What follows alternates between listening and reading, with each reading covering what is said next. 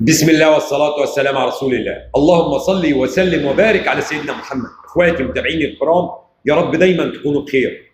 اللهم انا نسألك نصر اخواننا في فلسطين وفي لبنان وفي كل مكان، امين يا رب العالمين.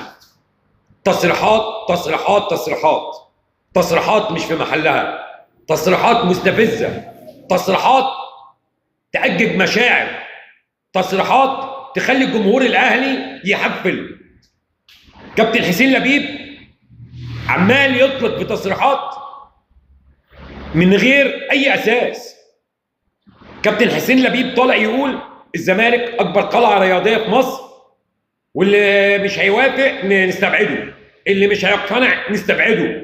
خلاص قلنا مره وخلاص، لكن يفضل مستمر ويكمل انه ينزلها لوجو على قناه نادي الزمالك. مش بس كده،